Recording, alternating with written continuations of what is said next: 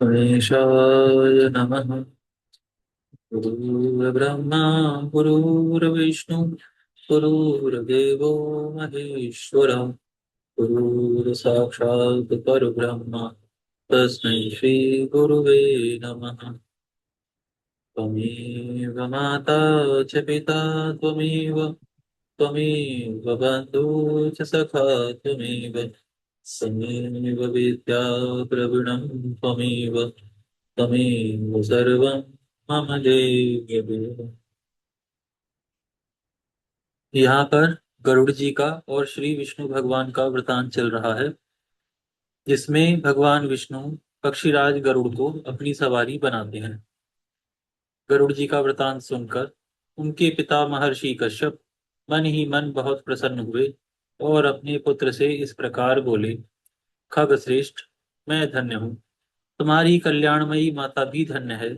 माता की कोख तथा यह कुल, इसमें तुम्हारे जैसा पुत्र उत्पन्न हुआ, सभी धन्य हैं।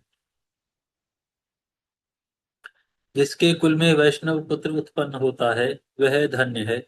वह वैष्णव पुत्र पुरुषों में श्रेष्ठ है तथा अपने कुल का उद्धार करके श्री विष्णु का सायुज्य प्राप्त करता है। जो प्रतिदिन श्री विष्णु भगवान की पूजा करता, भगवान श्री विष्णु का ध्यान करता, उन्हीं के यश को गाता, सदा उन्हीं के मंत्र को जपता, श्री विष्णु जी की श्री विष्णु जी के ही स्तोत्र का पाठ करता, उनका प्रसाद पाता और एकादशी के दिन उपवास करता है, वह सब पापों का क्षय हो जाने से निसंदेह मुक्त हो जाता है। जिसके हृदय में सदा ही श्री गोविंद विराजते हैं, वह नरश्रेष्ठ श्री विष्णु लोक में प्रतिष्ठित होता है। जल में, पवित्र स्थान में, उत्तम पथ पर, गौ में, ब्राह्मण में, स्वर्ग में, ब्रह्मा जी के भवन में तथा पवित्र पुरुष के घर में सदा ही भगवान श्री विष्णु विराजमान रहते हैं। इन सब स्थानों में जो भगवान का जप और चिंतन करता है, वह अपने पुण्य के द्वारा पुरुषों में श्रेष्ठ होता है और सब पापों का क्षय हो जाने से भगवान श्री विष्णु का किंकर होता है। जो श्री विष्णु का सारूप्य प्राप्त कर ले, वही मानव संसार में धन्य है। बड़े बड़े देवता जिनकी पूजा करते हैं, जो इस जगत के स्वामी, नित्य, अच्युत और अविनाशी हैं, वे भगवान श्री विष्णु इसके ऊपर प्रसन्न हो जाएं, वही पुरुषों में श्रेष्ठ है। नाना प्रकार की तपस्या तथा भांति भांति के धर्म और यज्ञों का अनुष्ठान करके भी देवता लोग भगवान श्री विष्णु को नहीं पाते, किंतु तुमने उन्हें प्राप्त कर लिया, अतः तुम धन्य हो। तुम्हारी माता सौत के द्वारा घोर संकट में डाली गई है, उसे छुड़ाओ। माता के दुख का प्रतिकार करके देवेश्वर भगवान श्री विष्णु के पास जाना। इस प्रकार भगवान श्री विष्णु से महान वरदान पा और पिता की आज्ञा लेकर गरुड़ जी अपनी माता के पास गए और हर्ष पूर्वक उन्हें प्रणाम करके सामने खड़े हो उन्होंने पूछा, माँ, बताओ मैं तुम्हारा कौन सा प्रिय कार्य करूं। कार्य करके मैं भगवान विष्णु के पास जाऊंगा।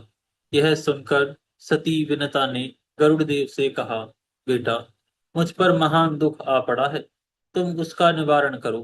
बहन कद्रू मेरी सौत है। पूर्व काल में उसने मुझे एक बात में अन्याय पूर्वक हराकर दासी बना लिया। अब मैं उसकी दासी हो चुकी हूँ। तुम्हारे सिवा कौन मुझे इस दुख से छुटकारा दिलाएगा। कुल नंदन, जिस समय मैं उसे मुंह मांगी वस्तु दे दूंगी, उसी समय दासी भाव से मेरी मुक्ति हो सकती है। गरुड़ जी ने कहा, माँ, शीघ्र ही उसके पास जाकर पूछो वह क्या चाहती है। मैं तुम्हारे कष्ट का निवारण करूंगा। तब दुखिनी विनता ने कद्रू से कहा, कल्याणी, तुम अपनी अभिष्ट वस्तु बताओ, जिसे देकर मैं इस कष्ट से छुटकारा पा सकूं। यह सुनकर उस दुष्टा ने कहा, मुझे अमृत ला दो। उसकी बात सुनकर विनता धीरे धीरे लौटी और बेटे से दुखी होकर बोली, तात, वह तो अमृत मांग रही है, अब तुम क्या करोगे। गरुड़ जी ने कहा, माँ, तुम उदास ना हो, मैं अमृत ले आऊंगा। ऐसा कहकर मन के समान वेगवान पक्षी गरुड़ सागर से जल ले आकाश मार्ग से चले। उसके पंखों की हवा से बहुत सी धूल भी उनके साथ साथ उड़ती गई। वह धूल राशि उनका साथ ना छोड़ सकी। गंतव्य स्थान पर पहुंचकर गरुड़ जी ने अपनी चोंच में रखे हुए जल से वहां के अग्निमय प्राकार यानी परकोटे को बुझा दिया तथा अमृत की रक्षा के लिए जो देवता नियुक्त थे उनकी आंखों में पूर्वोक्त धूल भर गई, जिससे वे गरुड़ जी को देख नहीं पाते थे। बलवान गरुड़ जी ने रक्षकों को मार गिराया और अमृत लेकर वे वहां से चल दिए। पक्षी को अमृत लेकर आते देख ऐरावत पर चढ़े हुए इंद्रदेव ने कहा, अहो, पक्षी का रूप धारण करने वाले तुम कौन हो, जो बलपूर्वक अमृत को लिए जाते हो? संपूर्ण देवताओं का अप्रिय करके यहाँ से जीवित कैसे जा सकते हो? गरुड़ जी ने कहा, देवराज, मैं तुम्हारा अमृत लिए जाता हूँ, तुम अपना पराक्रम दिखाओ। यह सुनकर महाबाहु इंद्रदेव ने गरुड़ पर तीखे बाणों की वर्षा प्रारंभ कर दी, मानो मेरुगिरी के शिखर पर मेघ जल की धाराएं बरसा रहे हों। गरुड़ देव ने अपने वज्र के समान तीखे नखों से ऐरावत हाथी को विदीर्ण कर डाला तथा मातली सहित रथ और चक्कों को हानि पहुंचाकर अग्रगामी देवताओं को भी घायल कर दिया। तब इंद्रदेव ने कुपित होकर उनके ऊपर वज्र का प्रहार किया। वज्र की चोट खाकर भी महापक्षी गरुड़ विचलित नहीं हुए। वे बड़े वेग से भूतल की ओर चले। तब इंद्रदेव ने सब देवताओं के आगे स्थित होकर कहा, निष्पाप गरुड़, यदि तुम नाग माता को इस समय अमृत दे दोगे तो सारे सांप मर जाएंगे। अतः यदि तुम्हारी संपत्ति हो तो मैं इस अमृत को वहां से हर लाऊंगा।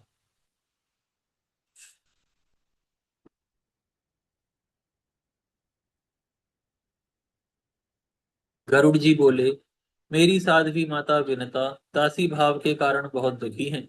जिस समय वह दासीपन से मुक्त हो जाएं और सब लोग इस बात को जान लें, उस समय आप अमृत को हर ले आना। ऐसा कहकर महाबली गरुड़ माता के पास जा इस प्रकार बोले, माँ, मैं अमृत ले आया हूँ, इसे नाग माता को दे दो। अमृत सहित पुत्र को आया देख विनता देवी का हृदय हर्ष से खिल उठा। उन्होंने कद्रू को बुलाकर अमृत दे दिया और स्वयं दासी भाव से मुक्त हो गई। इसी बीच में इंद्रदेव ने सहसा पहुंचकर अमृत का घड़ा चुरा लिया और वहां विष का पात्र रख दिया। उन्हें ऐसा करते कोई देख न सका। कद्रू का मन बहुत प्रसन्न था। उसने पुत्रों को वेग पूर्वक बुलाया और उनके मुख में अमृत जैसा दिखाई देने वाला विष दे दिया। नाग माता ने पुत्रों से कहा, तुम्हारे कुल में होने वाले सभी सर्पों के मुख में यह अमृत की बूंदें नित्य निरंतर उत्पन्न होती रहें तथा तुम लोग इनसे सदा संतुष्ट रहो। इसके बाद गरुड़ अपने पिता और माता से वार्तालाप करके देवताओं की पूजा कर अविनाशी भगवान श्री विष्णु के पास चले गए। जो गरुड़ जी के इस उत्तम चरित्र का पाठ या श्रवण करता है, वह सब पापों से मुक्त होकर देवलोक में प्रतिष्ठित होता है। श्री ब्रह्मा जी कहते हैं, ऋषियों के मुख से यह उपदेश और गरुड़ जी का यह प्रसंग सुनकर वह पतित ब्राह्मण नाना प्रकार के पुण्य कर्मों का अनुष्ठान करके पुनः ब्राह्मणत्व को प्राप्त हुआ और तीव्र तपस्या करके स्वर्गलोक में चला गया। सदाचारी मनुष्य का पाप प्रतिदिन क्षीण होता है और दुराचारी का पुण्य सदा नष्ट होता रहता है। अनाचार से पतित हुआ ब्राह्मण भी यदि फिर सदाचार का सेवन करे तो वह देवत्व को प्राप्त होता है। अतः द्विज प्राणों के कंठगत होने पर भी सदाचार का त्याग नहीं करते। नारद जी, आप भी मन, वाणी, शरीर और क्रिया द्वारा सदाचार का पालन करो। यहाँ पर यह अध्याय पूर्ण होता है। यहाँ से अगला अध्याय प्रारंभ होता है। इस अध्याय में ब्राह्मणों के जीविकोपयोगी कर्म और उनका महत्व तथा गौओं की महिमा और गौदान का फल बताया गया है। श्री नारद जी ने पूछा, प्रभु, उत्तम ब्राह्मणों की पूजा करके तो सब लोग श्रेष्ठ गति प्राप्त करते हैं, किंतु जो उन्हें कष्ट पहुंचाते हैं उनकी क्या गति होती है? ब्रह्मा जी बोले, क्षुधा से संतप्त हुए उत्तम ब्राह्मणों का जो लोग अपनी शक्ति के अनुसार भक्ति पूर्वक सत्कार नहीं करते, वे नरक में पड़ते हैं। जो क्रोध पूर्वक कठोर शब्दों में ब्राह्मण की निंदा करके उसे द्वार से हटा देते हैं, वह अत्यंत घोर महारौरव एवं कृच्छ नरक में पड़ते हैं तथा नरक से निकलने पर कीड़े होते हैं। उससे छूटने पर चांडाल योनि में जन्म लेते हैं, फिर रोगी एवं दरिद्र होकर भूख से पीड़ित होते हैं। अतः भूख से पीड़ित हो घर पर आए हुए ब्राह्मण का कभी अपमान नहीं करना चाहिए। जो देवता, अग्नि और ब्राह्मण के लिए नहीं दूंगा ऐसे वचन कहता है, वह 100 बार नीचे की योनियों में जन्म लेकर अंत में चांडाल होता है। जो लात उठाकर ब्राह्मण, गऊ, माता पिता और गुरु को मारता है, उसका रौरव नरक में वास निश्चित है। वहां से कभी उसका उद्धार नहीं होता। यदि पुण्यवंश जन्म हो भी जाए तो वह पंगु होता है, साथ ही अत्यंत दीन, विषादग्रस्त और दुख शोक से पीड़ित होता है। इस प्रकार 3 जन्मों तक कष्ट भोगने के बाद ही उसका उद्धार होता है। जो पुरुष मुक्कों, तमाचों और कीलों से ब्राह्मण को मारता है, वह एक कल्प तक तापन और रौरव नामक घोर नरक में निवास करता है और पुनः जन्म लेने पर कुत्ता होता है। उसके बाद चांडाल योनि में जन्म लेकर दरिद्र और उदरशूल से पीड़ित होता है। माता, पिता, ब्राह्मण, स्नातक, तपस्वी और गुरुजनों को क्रोध पूर्वक मारकर मनुष्य दीर्घ काल तक कुंभीपाक नरक में पड़ा रहता है। इसके बाद वह कीट योनि में जन्म लेता है। बेटा नारद, जो ब्राह्मणों के विरुद्ध कठोर वचन बोलता है, उसके शरीर में 8 प्रकार की कोढ़ होती है। खुजली, दांत, मंडल या चकता, शुक्ति यानी सफेदी, सिद्म यानी सेहुआ, काली कोढ़, सफेद कोढ़ और तरुण कुष्ठ। इनमें काली कोढ़, सफेद कोढ़ और अत्यंत दारुण तरुण कोढ़ कुष्ठ, ये 3 महाकुष्ठ माने गए हैं, जो जानबूझकर महापातक में प्रवृत्त होते हैं, अथवा महापातकी पुरुषों का संग करते हैं, अथवा अति पातक का आचरण करते हैं। उनके शरीर में ये तीनों प्रकार के कुष्ठ होते हैं। संसर्ग से अथवा परस्पर संबंध होने से मनुष्यों में यह इस रोग का संक्रमण होता है। इसलिए विवेकी पुरुष कोढ़ी से दूर ही रहे। उसका स्पर्श हो जाने पर तुरंत स्नान कर ले। पतित, कोढ़ी, चांडाल, गोभक्षी, कुत्ता, रजस्वला स्त्री और भील का स्पर्श हो जाने पर तत्काल स्नान करना चाहिए। जो ब्राह्मण की नवोपार्जित जीविका तथा उसके धन का अपहरण करते हैं, वह अक्षय नरक में पड़ते हैं। जो चुगलखोर मनुष्य ब्राह्मणों का छिद्र ढूंढा करते हैं, उसे देखकर या स्पर्श करके वस्त्र सहित जल में गोता लगाना चाहिए। ब्राह्मण के धन का यदि कोई प्रेम से उपभोग कर ले तो भी वह उसकी 7 पीढ़ियों तक को जला डालता है, और जो पराक्रम पूर्वक छीन कर उसका उपभोग करता है, वह तो 10 पीढ़ी पहले और 10 पीढ़ी पीछे तक के पुरुषों को नष्ट करता है। विष को विष नहीं कहते, ब्राह्मण का धन ही विष कहलाता है। विष तो केवल उसके खाने वाले को ही मारता है, किंतु ब्राह्मण का धन पुत्र पौत्रों का भी नाश कर डालता है।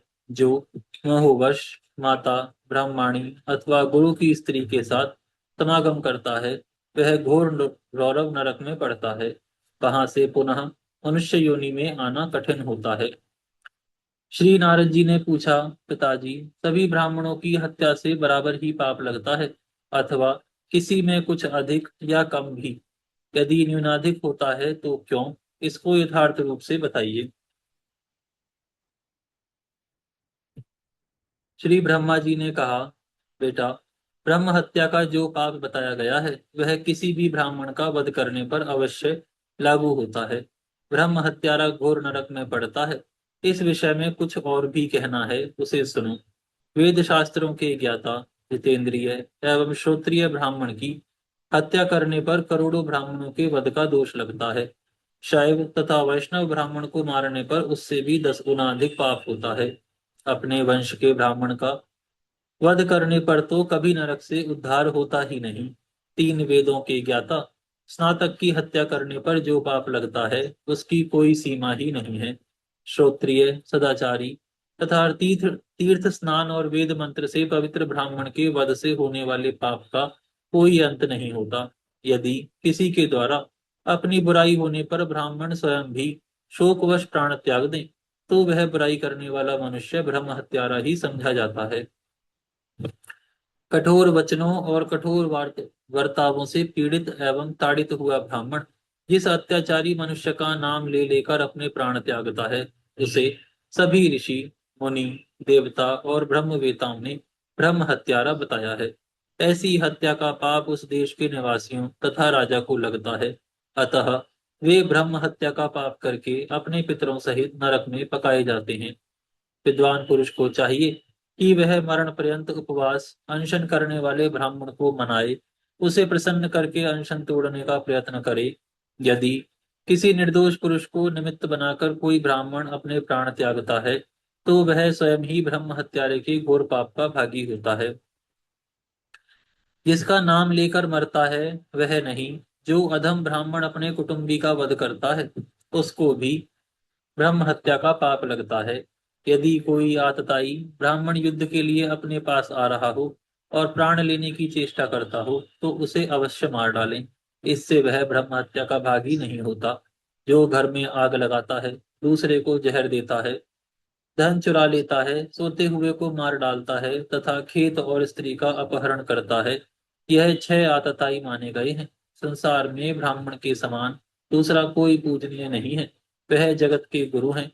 ब्राह्मण को मारने पर जो पाप होता है, उससे बढ़कर दूसरा कोई पाप नहीं है। यहाँ पर विराम करते हैं, फिर कल से प्रारंभ करेंगे।